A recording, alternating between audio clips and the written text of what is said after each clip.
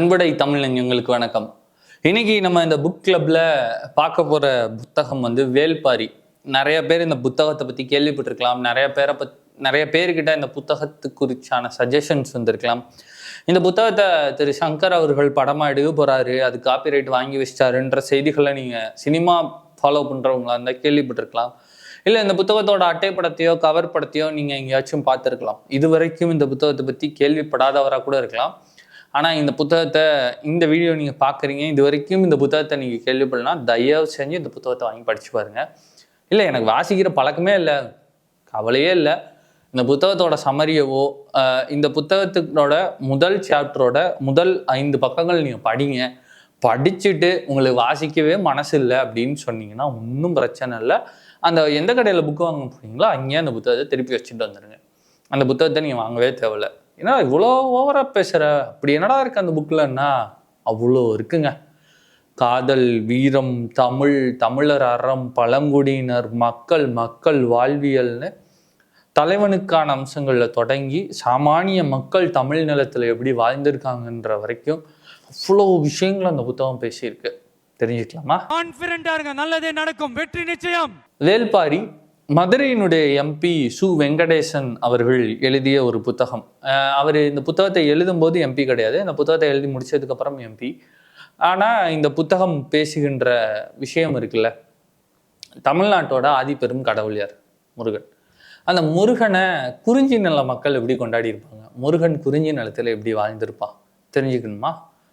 ஒரு தலைவன், ஒரு பெரும் போர் வீரன், அந்த தலைவனுடைய வாழ்க்கை எப்படி இருந்திருக்கும், அவன் காதல் எப்படி இருந்திருக்கும், அவன் மக்களோடு எப்படி பயணிச்சிருப்பான். தமிழ்நாட்டில் 3 வேந்தர்கள், மும்முடி வேந்தர்கள் இருந்திருக்கிறாங்க. சேர நாடு, சோழ நாடு, பாண்டிய நாடுன்னு 3 பெரும் நாடுகளாக பிரித்து அந்த 3 பெரும் நாடுகளை ஆண்ட மன்னர்கள் பெரும் மன்னர்களாக இருந்திருக்கிறாங்க. சேரர்கள், சோழர்கள், பாண்டியர்கள். இவங்க 3 பேர் சேர்ந்து ஒரு குறுநில மன்னனை அடிக்கணும்னு போகிறாங்க.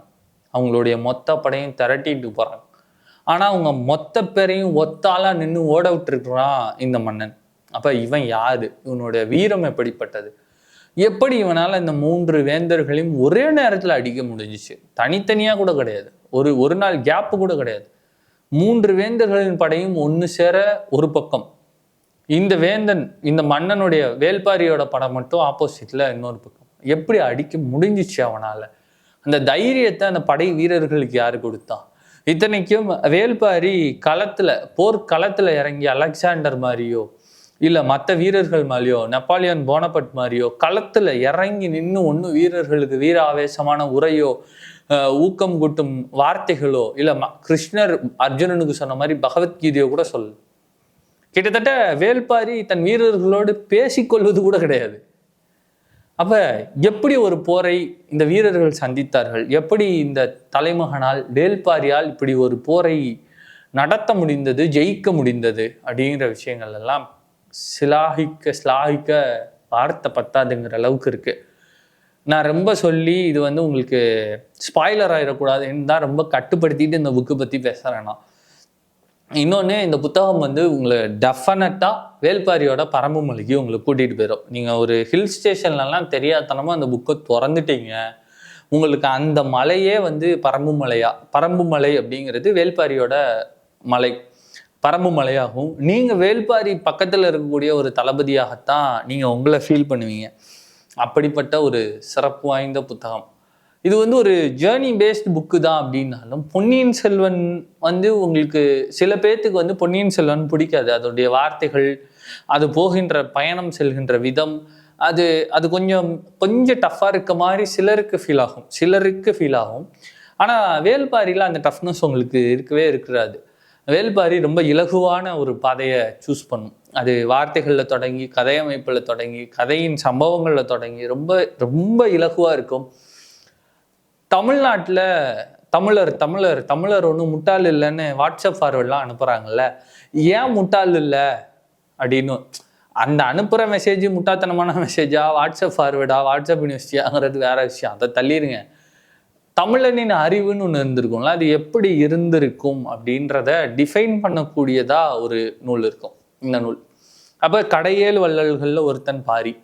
அந்த பாரி முல்லைக்கு தேர் கொடுத்தான்னு சொல்கிறாங்களே, ஏன் எதுக்காக தேர் கொடுத்தான் அப்படின்னு ஒரு பிம்பம் இருக்கும்ல.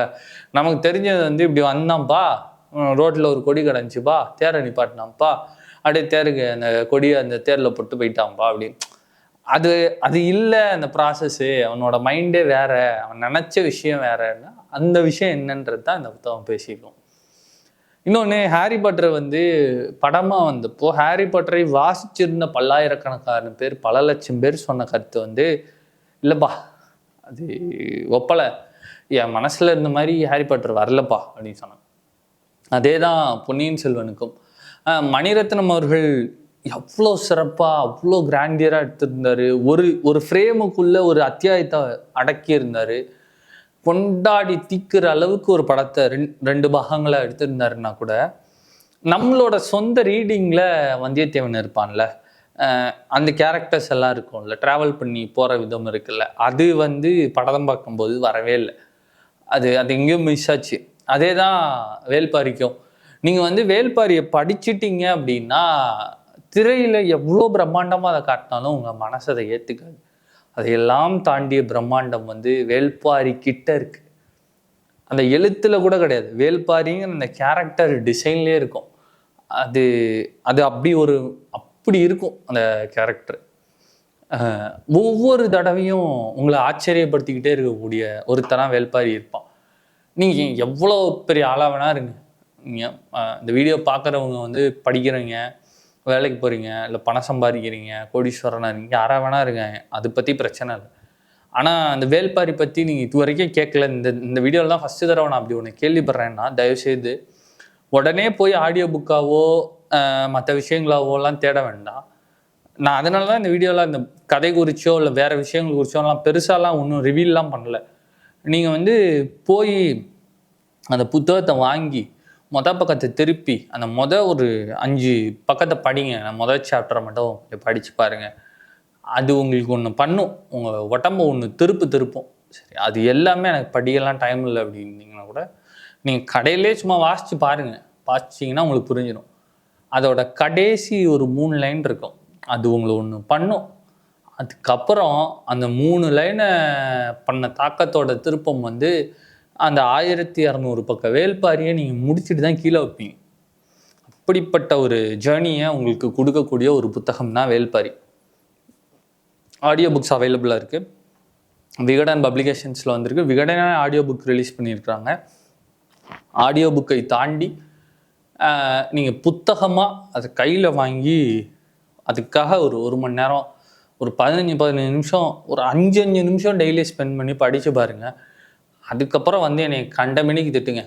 இதெல்லாம் ஒரு புக்கு, இதை போய் நீ வாசிக்க சொன்னீங்க, என்னை திட்டுங்க, நான் மனசார ஏற்றுக்கிறேன். தம்ப்நெயிலை கூட மாற்றிடுறேன், இது நல்ல புத்தகம் இல்லைன்னு கூட மாற்றிடுறேன். அப்படி நிறைய நெகட்டிவ் கமெண்ட்ஸ் வந்துச்சுன்னா. ஆனால் அப்படியெல்லாம் ஒருத்தர் கூட அதை வாசித்து யாரும் சொல்ல மாட்டாங்க. அந்த அளவுக்கு ஒரு புத்தகம்.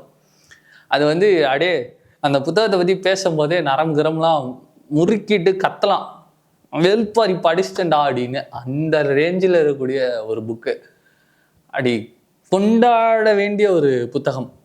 இன்னொன்று, நீங்கள் என்ன மைண்ட் செட்டில் வேணா இருங்க, அதை பற்றி பிரச்சனை இல்லை. சந்தோஷத்தில் இருங்க, யாராவது அவங்களை ஏமாற்றிருக்கட்டும், கஷ்டத்தில் இருங்க, வாழ்க்கையே தொலைச்சிருப்போம், என்ன மைண்ட் செட்டில் வேணா இருங்க. புத்தகங்களே பொதுவாக வந்து நம்ம என்ன மைண்ட் செட்டில் இருந்தால் வேறு உலகத்துக்கு கடத்திட்டு போகிறது. ஆனால் உங்களுக்கு தன்னம்பிக்கை வேணும், மோட்டிவேஷன் வேணும், நான் வந்து யாரை வேணால் எதுக்கணும் அப்படின்னு நினச்சிங்கன்னா வேல்பாரி உங்களுக்கு உதவி பண்ணுவாப்புல, உறுதியாக, நிச்சயமாக. வேல்பாரி அப்படிங்கிற அந்த ஒரு கேரக்டர் இருக்குல்ல, பேரை தாண்டி பாரியின் குணம் ஒன்று இருக்குல்ல, அதெல்லாம் கொண்டாடி தீக்கலாம். அதில் 10ல் 1 பங்கு நமக்கு இருந்தால் கூட நம்ம லைஃப் அவ்வளோ சந்தோஷமாக இருக்கும். அப்படிப்பட்ட ஒரு பெரிய ஒரு நாவல் தான் வேல்பாரி. விகடன் வெளியிட்டிருக்கிறாங்க. நீங்கள் வந்து படமாக வர்றதுக்கு முன்னாடி குறைஞ்சபட்சம் வாசிச்சிருங்களேன். படம் ஸ்பாய்லராகவும் உங்களுக்கு இருக்கிறாது, படமே உங்களுக்கு இதாக தான் இருக்கும், சர்ப்ரைஸாக தான் இருக்கும். எப்படி இதை எடுத்திருப்பாங்கன்னு ஒரு க்யூரியாசிட்டி தான் உங்களுக்கு தோணும். ஆனால் வாசிச்சிட்டிங்கன்னா உங்களுக்கு நிறைய எனர்ஜி கிடைக்கும், மோட்டிவேஷன் கிடைக்கும், ஒரு உத்வேகம் கிடைக்கும். எத்தனை முறை கீழே விழுந்தவர்கள் எல்லாம் இந்த மண்ணில் வாழ்ந்திருக்கிறார்கள்னு நமக்கு புரியும். கீழே விழுகிறதோ, தோக்குறதோ, தனிமையில் விடப்படுவதோ அது வந்து வாழ்க்கையோட முடிவு கிடையாது அப்படின்னு நமக்கு புரிய வரும். லக்கி பாஸ்கரில் ஒருத்தர் வருவார்ல, சர்ப்ரைஸாக வந்து அந்த ஆண்டனி மாதிரியான கேரக்டர்ஸ் இருக்குல்ல, அந்த மாதிரியான கேரக்டரில் ஒருத்தனாக தான் வேல்பாரி உங்களுக்கு இருப்பான்.